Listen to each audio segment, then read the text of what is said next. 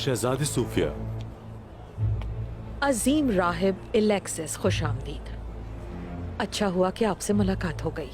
आका यानिस और दूसरे राहिबों के बारे में सुना मैंने, और उस उस्मान की वजह से हमारी सारी मेहनत बेकार हो गई।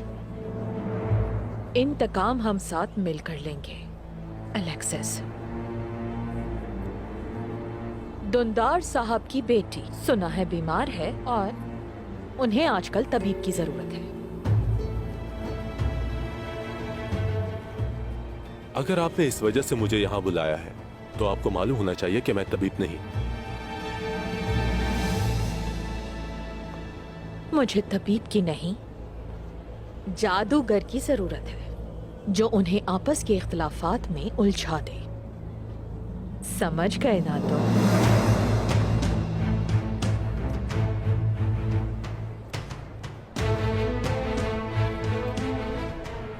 जानते हो ये क्या है? हमारे इंतकाम के मर्ज की अक्सीर है ये।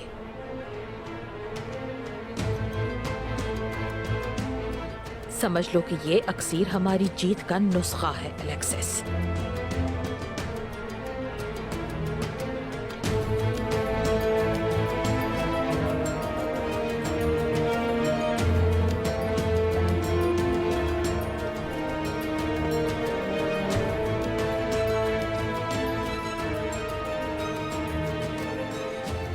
इसलिए मेरे लफ्ज को बहुत गौर से सुनना।